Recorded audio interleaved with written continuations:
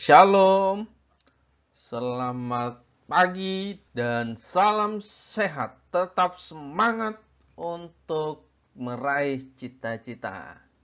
Ya, Bapak yakin anak-anak semuanya yang belajar di rumah masih tetap semangat untuk belajar. Hari ini kita kembali belajar tentang pendidikan agama Kristen yang dimana masih tetap belajar di bab 10 tentang keluarga bahagia. Nah, sebelum kita belajar hari ini, kita bernyanyi dan berdoa supaya Tuhan berikan hikmat, kepintaran, dan kecerdasan bagi anak-anak yang belajar hari ini. Mari siapkan hatinya, kita bernyanyi terlebih dahulu.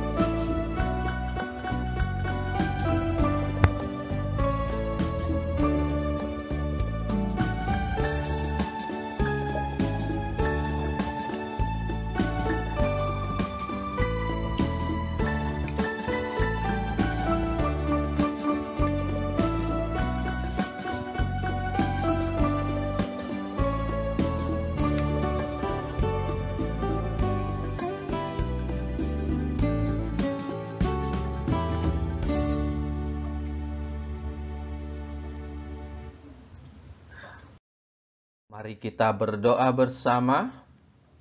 Terima kasih Tuhan Yesus.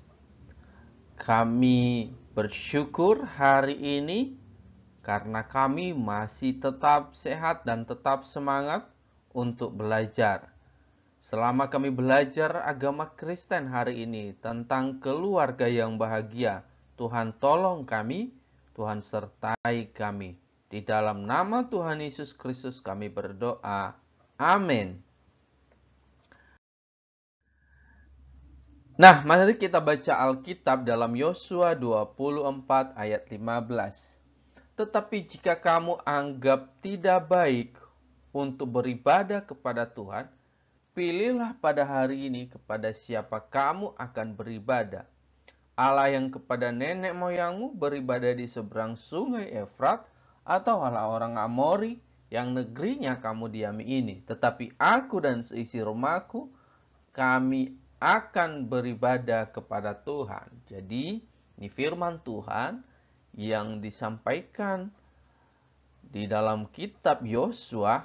Yosua menegaskan bahwa seisi rumahnya akan beribadah kepada Tuhan, sekalipun orang-orang di sekitarnya tidak beribadah kepada Tuhan yang benar.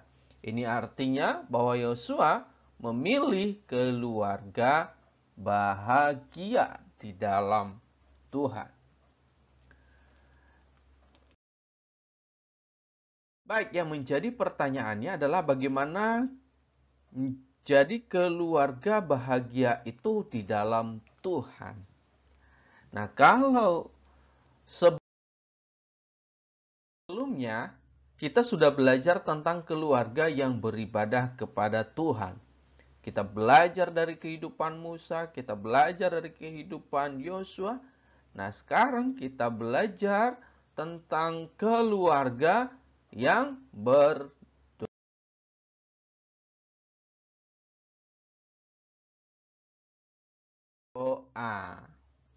Nah, bagaimana? Apa yang dimaksud dengan berdoa atau keluarga yang berdoa? Mari simak selanjutnya. Pengertian berdoa. Berdoa adalah salah satu cara berbicara kepada Tuhan atau menyampaikan apa yang kita rasakan dan kita butuhkan. Nah, kalau mau menyampaikan isi hati kepada Tuhan dengan berdoa. Nah, di sini juga dikatakan berbicara kepada Tuhan. Nah, di saat kita sedang berdoa, kita sedang berkomunikasi dengan Tuhan. Kita sedang berbincang-bincang dengan Tuhan. Coba bayangkan kalau di pagi hari belum berdoa. Nah, Tuhan menunggu kita. Loh, mana anakku yang satu ini? Yang cantik ini, yang ganteng ini. Kok belum berbicara kepada saya di pagi hari? Nah, anak-anak sekalian, mari usahakan di pagi hari tetap berdoa kepada Tuhan, ya.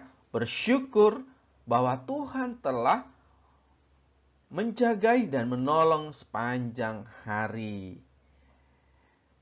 Nah, coba kita buka Alkitab kita dulu di dalam Matius pasal 18 ayat 19. Apa dikatakan? Dan lagi aku berkata kepadamu, jika dua orang daripadamu di dunia ini sepakat meminta apapun juga, permintaan mereka itu akan dikabulkan oleh Bapakku yang di surga. Nah, anak-anak sekalian, Tuhan berkata, jika dua orang daripadamu di dunia ini sepakat, artinya jika sebuah doa itu sepakat diminta kepada Tuhan. Makanya keluarga sangat penting untuk berdoa di dalam keluarga. Makanya kalau ada keluarga, mama, papa sedang berdoa, ayo anak-anak ikut untuk berdoa. Ikut untuk melipat tangan, ikut untuk menyampaikan. Nah, tadi kita belajar berdoa itu menyampaikan, sampaikan isi hatimu kepada Tuhan. Nah, Tuhan, kalau memang itu adalah sesuai dengan kehendak Tuhan apa yang kita minta, maka di sini dikatakan permintaan mereka akan dikabulkan oleh Bapakku yang di surga. Artinya Tuhan pasti berikan. Namun perlu kita pelajarin juga dengan berdoa keluarga semakin dekat kepada Tuhan. Ya. Pastinya keluarga yang bahagia adalah keluarga yang dekat dengan Tuhan. Cirinya adalah berdoa. Ya. Keluarga yang bahagia di dalam Tuhan itu harus berdoa setiap hari. Karena mereka butuh Tuhan. Nah, salah satu bukti mereka butuh Tuhan yaitu berdoa. Baik.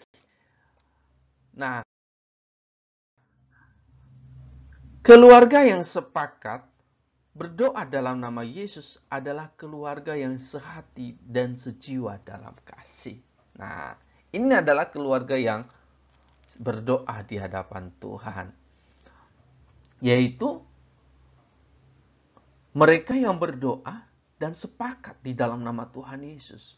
Mereka berdoa kepada Tuhan Yesus. Kemudian mereka sehati untuk berdoanya. Maksudnya sehati, sejiwa dalam kasih adalah mereka benar-benar ada waktu. Ya, mereka bersepakat. Di saat berdoa semua berdoa. Bukan ada yang abangnya sedang tidur, adiknya sedang tidur, atau kitanya sedang tidur, mama papa kita sedang berdoa. Yuk, kalau pagi hari papa mamanya bangunkan, bangun kita berdoa. Yuk bangun, berdoa di hadapan Tuhan. Karena kenapa? Itu adalah salah satu ciri orang yang bahagia di dalam Tuhan. Baik, kita belajar yang ketiga, bagaimana keluarga yang bahagia di dalam Tuhan adalah keluarga yang murah hati. Nah, bagaimana keluarga yang murah hati ini? Kita belajar dari beberapa tokoh Alkitab. Tuh, yang pertama adalah Nabi Elia yang sedang berada di Sarfat ketika dia berjumpa dengan perempuan atau janda di Sarfat. Nah, saat itu bangsa Israel kembali menyembah patung atau dewa. Artinya tidak menyembah Tuhan yang benar. Dan Tuhan berbicara kepada Nabi Elia. Artinya Nabi Elia menyampaikan kepada bangsa Israel, itu salah. Namun bangsa Israel saat itu tidak mau mendengarkan. Sehingga Tuhan menghukum mereka. Mereka mengalami kesulitan yang sangat panjang saat itu. Sehingga mereka susah mendapatkan makanan ataupun air minum. Namun, di saat Nabi Elia berada di Sarfat, dia berjumpa dengan seorang janda yang sederhana. Dan Nabi Elia minta kepadanya air untuk dan minum dan roti untuk dimakan. Nabi Elia berkata, cobalah ambil juga bagiku sepotong air. Namun, ibu janda ini hanya punya sedikit tepung dan minyak. Persediaan makanan mereka terakhir. Namun karena Nabi Elia yang minta, akhirnya ibu janda ini memberikannya kepada Nabi Elia. Namun apa yang terjadi kepada ibu janda ini? Akhirnya, setelah ibu janda ini memberikan minyak dan roti kepada Nabi Elia, maka yang terjadi kepada ibu janda adalah Tuhan memberkati keluarga ibu janda ini karena kemurahan hatinya. Yang tadinya hanya satu buli-buli yang dia punya minyak, maka semuanya Tuhan berkati berkali-kali lipat. Sampai meluap berkatnya kepada ibu janda ini. Nah, ini salah satu ciri yang bermurah hati. Ketika ada orang yang minta tolong, dia berikan sekalipun yang dia punya itu hanya untuk dia sebenarnya. Tapi karena orang lain lebih membutuhkan, dia memberikannya. Dan apa yang terjadi? Kemurahan hati perempuan ini, Tuhan memberkatinya. Nah, yang kedua, yaitu Zakheus. Yaitu Zakheus menerima Tuhan Yesus di dalam rumahnya. Pasti sudah mengenal ya, Zakheus. Zakheus ini tubuhnya pendek. Nah, kecil badannya. Bukan karena dia masih kelas 1 ya. Tidak. Bapak yakin nanti kalian semua pasti akan menjadi anak-anak yang hebat dan bertumbuh dan berkembang di dalam Tuhan Yesus. Nah, Zakheus ini memang punya tubuh yang kecil. Nah, di saat dia berjumpa Tuhan Yesus, karena banyak orang yang melihat Tuhan Yesus saat itu, akhirnya dia naik ke pohon untuk melihat Tuhan Yesus. Dan Tuhan Yesus melihatnya. Tuhan Yesus berkata kepadanya, Zakheus turun, aku ingin datang ke rumahmu. Nah, akhirnya Zakheus menerima Tuhan Yesus. Bawa ke rumahnya, sekalipun Zakheus adalah orang yang berdosa saat itu. Pekerjaannya adalah merampas milik orang lain. Nah, bawa ke dalam rumah dan Zakheus memberi makan semua murid-murid Tuhan Yesus dan termasuk Tuhan Yesus saat itu. Dan akhirnya apa yang terjadi? Tuhan Yesus berkata kepada Zakheus, "Zakheus, dosamu sudah diampuni." Dan apa yang terjadi kepada Zakheus setelah melakukan hal itu semua? Zakheus berubah dan dia akhirnya memberikan hartanya kepada orang lain. Dia kan orang yang banyak harta. Yang dulunya dia rampas, dia kembalikan 4 kali lipat. Nah, ini adalah ciri orang yang bermurah hati ketika di dalam Tuhan Yesus. Yaitu tidak peduli atau tidak memendam harta sendiri. Dia mau berbagi kepada orang lain. Dia mau memberikan dan berbelas kasihan kepada orang lain. Nah, ini adalah ciri-ciri orang-orang yang bermurah hati. Nah, bagaimana menjadi keluarga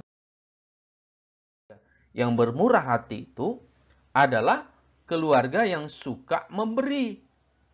Yaitu tidak pelit, penyayang, dan penuh belas kasihan. Nah, ini ciri-ciri keluarga yang bermurah hati. Itu suka memberi, tidak pelit, penyayang, dan penuh belas kasihan. Nah, mari kita belajar menjadi orang-orang yang suka memberi dan tidak pelit. Dan menyayangi, mengasihi setiap orang. Nah, ini adalah keluarga-keluarga yang bermurah hati, ciri-cirinya ya. Nah, menjadi kesimpulannya hari ini, dari pelajaran yang kita sudah pelajari tentang keluarga yang bahagia di dalam Tuhan, maka ada 3 hal, yaitu keluarga yang beribadah kepada Tuhan, kemudian keluarga yang berdoa, dan keluarga yang murah hati. Ini adalah ciri-ciri keluarga yang berbahagia di dalam Tuhan. Mari kita belajar sebagai anak-anak Tuhan, belajar menjadi anak-anak yang suka beribadah kepada Tuhan, suka berdoa, dan suka murah hati, tidak pelit, penuh belas kasihan. Nah, demikian untuk pelajaran kita. Maka sebagai tugas terakhir hari ini, mengerjakan latihan di buku paket halaman 76. Ya, sekali lagi ya, mengerjakan latihan di buku paket halaman 76. Nanti daftar hadir dan link laporan latihannya akan Bapak share lewat grup WhatsApp. Baik, terima kasih buat perhatiannya hari ini dari pelajaran bab 10 ini tentang keluarga yang bahagia. Maka kita sebagai anak-anak Tuhan harus benar-benar menjadi anak-anak yang beribadah kepada Tuhan, berdoa, dan bermurah hati. Terima kasih. Tuhan Yesus memberkati. Tetap semangat dan jaga kesehatannya. Kita berdoa. Terima kasih Tuhan Yesus. Kami hari ini belajar tentang keluarga yang bahagia di dalam Tuhan. Bagaimana menjadi keluarga yang berdoa dan keluarga yang bermurah hati. Ajar kami untuk mampu melakukannya sebagai anak-anak yang Tuhan sayangi. Terima kasih Tuhan. Kami berdoa dan mengucap syukur. Amin. Baik, sampai jumpa di minggu depan. Tuhan Yesus memberkati. Shalom.